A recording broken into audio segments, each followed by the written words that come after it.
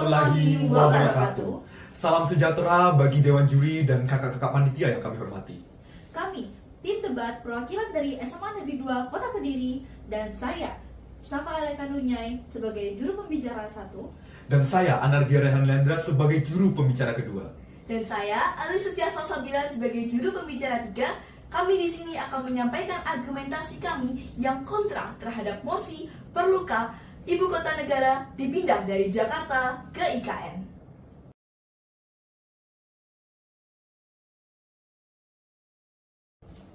Hadirin juri yang kami hormati, saya, Safa Aleka Nunyai, selaku juru pembicara 1, dan kami dari tim kontra akan menyampaikan argumen kami bahwa perlukah dilakukan perpindahan ibu kota negara dari Jakarta ke IKN. Kami meyakini bahwa perpindahan ibu kota negara dari Jakarta ke IKN bukanlah hal yang urgensi yang harus dilakukan. Nusantara secara resmi bernama Ibu Kota Nusantara, disingkat sebagai IKN, adalah ibu kota masa depan Indonesia, katanya, yang terletak di Kabupaten Kutai Kartanegara dan Kabupaten Penajam Pasir Utara, Kalimantan Timur. Ibu Kota Nusantara direncanakan akan menjadi daerah yang bersifat khusus setingkat provinsi yang wilayahnya menjadi tempat kedudukan ibu kota negara menggantikan Jakarta.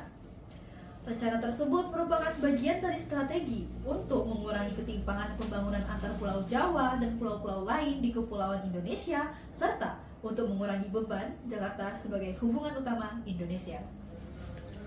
Pada April 2017, pemerintahan Presiden Joko Widodo mempertimbangkan untuk memindahkan ibu kota dari Jakarta dengan rencana untuk menyelesaikan penilaian situs alternatif potensial untuk ibu kota baru di Indonesia pada akhir 2017.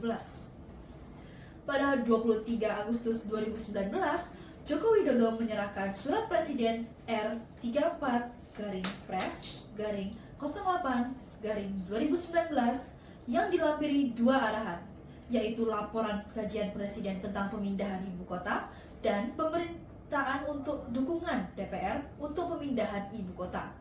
Selama pidato kenegaraan 2019 di parlemen pada 26 Agustus, Joko Widodo mengumumkan rencana pemindahan ibu kota ke Kalimantan. Pembangunannya sendiri telah dimulai pada Juli 2022 kemarin. Pembukaan lahan dan pembuatan jalan akses dengan pembangunan tahap pertama, zona area pusat pemerintahan. Kementerian Perencanaan Pembangunan Nasional memperkirakan biaya relokasi sebesar 466 triliun rupiah atau setara dengan 32,7 miliar US dollar. Dan bahwa pemerintah bermaksud untuk menutupi 19% dari biaya yang setara dengan 88,54 triliun. Bukan angka yang kecil. Sisanya terutama berasal dari kemitraan publik swasta dan investasi langsung oleh perusahaan milik negara dan sektor swasta. Proyek yang begitu besar, namun faktanya banyak penolakan dari masyarakat. Berdasarkan hasil survei Kedai Kopi pada Agustus 2019, 95,7% responden dari Jakarta menyatakan penolakannya terhadap rencana pemindahan ibu kota ke Kalimantan Timur. Sejumlah aktivis yang tergabung dalam koalisi masyarakat Kalimantan Timur menolak pemindahan ibu kota. Mereka menilai RUU Ibu Kota yang kini telah disahkan cacat sebagai prosedural dan dianggap sebagai bentuk dari ancaman keselamatan ruang hidup rakyat maupun satwa langka yang berada di Kalimantan Timur, terutama yang terdampak dengan adanya proyek IKN, yaitu Kabupaten Penajam, Kabupaten Kutai Kartanegara, dan Kota Balikpapan. Mega proyek IKN sendiri berpotensi menggusur lahan-lahan masyarakat adat, terutama masyarakat adat suku Balik dan suku Pasir, serta warga transmigran yang sudah lama menghuni dalam kawasan 256.000 hektar.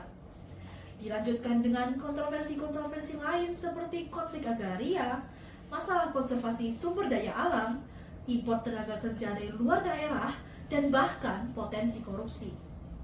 Dengan demikian, kelompok kami sepenuhnya tidak berada dalam posisi yang sama dengan pemerintah dan menolak terhadap perpindahan ibu kota dari Jakarta ke IKN.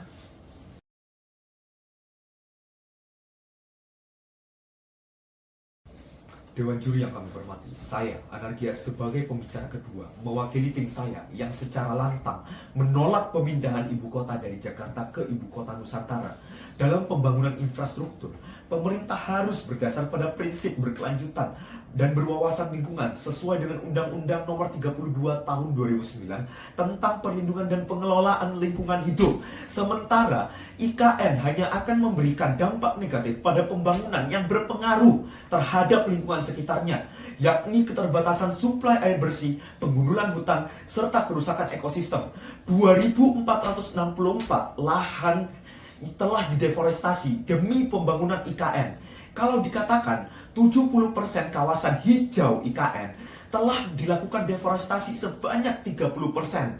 Selain itu juga, kerusakan lingkungan proyek IKN telah merembet ke sejumlah daerah pemasok pasir, semen, dan batu split. Di sana, aktivitas penambangan batuan tak hanya merusak alam, juga memicu persoalan kesehatan oleh penduduk ke sekitar. Material tersebut akan digunakan untuk pembangunan IKN. Kawasan IKN diduga berpotensi mengalami krisis air bersih, utamanya air kelas 1 dan 2. Penilaian itu didasarkan pada kondisi geografis di daerah IKN yang mayoritas memiliki tanah gambut. Selain itu, banyaknya industri ekstraktif mengakibatkan sumber air tanah di sana tidak layak untuk dikonsumsi atau digunakan sehari-hari. Dosen Fakultas Sains dan Teknologi UNER, Dr. Nurina Fitriani ST, menilai dengan pengelolaan yang tepat, potensi IKN mengalami krisis air bersih sangatlah rendah.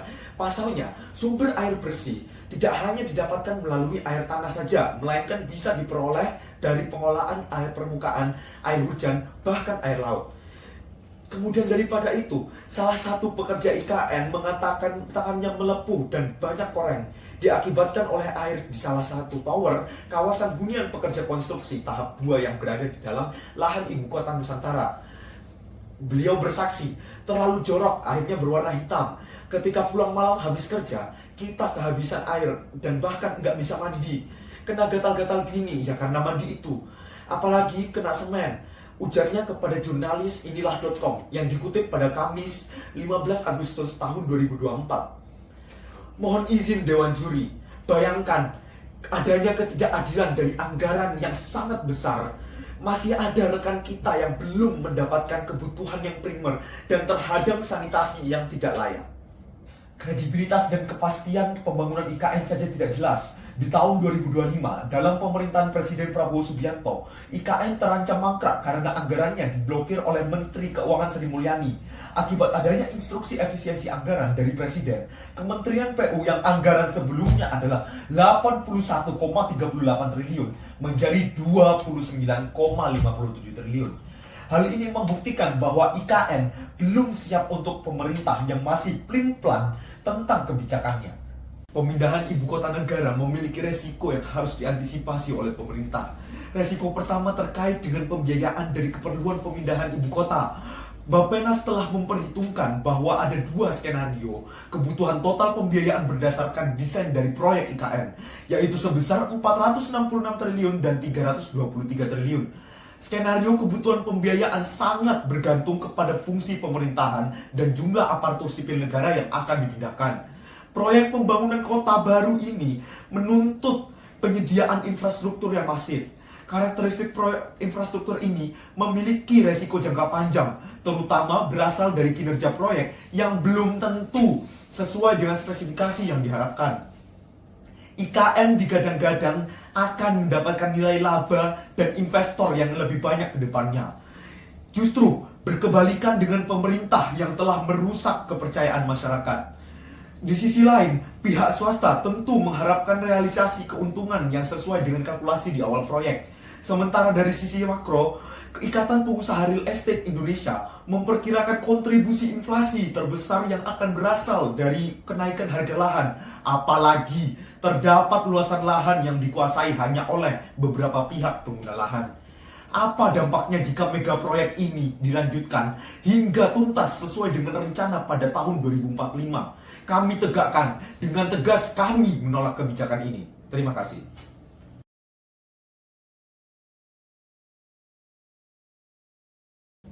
Dewan Dewan juri yang terhormat, di sini saya Alis sebagai pembicara ketiga akan menyampaikan kesimpulan dari argumentasi oleh kelompok kami pada video ini.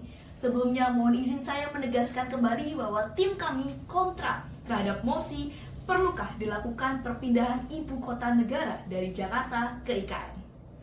Ibu kota Nusantara atau yang biasa kita singkat sebagai IKN digadang-gadang sebagai kota masa depan yang juga akan menjadi pusat pemerintahan Indonesia.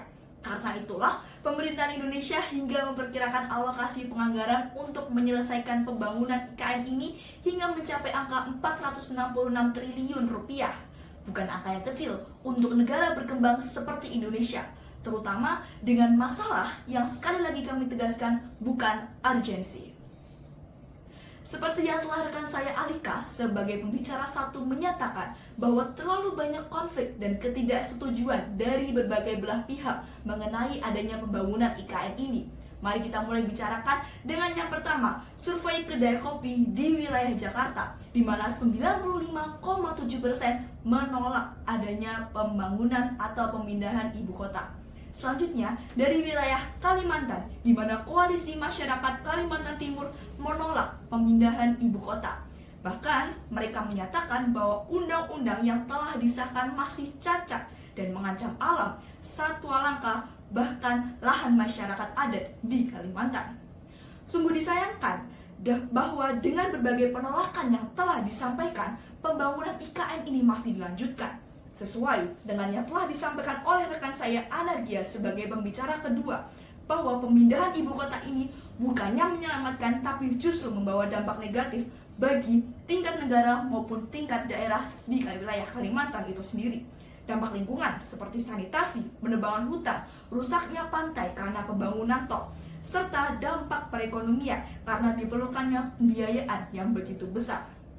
Banyak pembelaan bahwa pembiayaan ini tidak hanya akan ditanggung oleh APBN, tetapi juga dengan menarik investor asing. Tapi apakah kita yakin bahwa investor asing akan menanamkan modal jangka panjang? Menindaklanjuti ketidakpastian kebijakan yang disahkan oleh pemerintah akhir-akhir ini, bahkan sempat terdengar bahwa akan ada pemblokiran anggaran untuk pembangunan IKN. Namun, tak selang berapa lama pemblokiran tidak jadi dilaksanakan. Jika pemerintah saja tidak yakin dengan adanya proyek ini, lalu mengapa sejak awal ibu kota dipindahkan ke IKN? Sebagai kesimpulan sekaligus menutup argumen kami nyatakan pemindahan IKN justru memberikan dampak negatif dalam jangka panjang. Negara sekaligus pemerintah belum siap dengan melaksanakan proyek sebesar ini. Seharusnya kita berfokus pada perbaikan Jakarta yang kini telah menjadi pusat dari negara ini atau negara Indonesia. Masih begitu banyak urgensi yang dapat kita lebih perhatikan lagi dengan anggaran sebanyak itu, mulai dari sektor pendidikan, perekonomian, dan fasilitas kehidupan di pelosok-pelosok Indonesia yang kita yakini bukan hanya di daerah Kalimantan. Sekian yang dapat saya sampaikan dari sebagai pembicara ketiga. Terima kasih.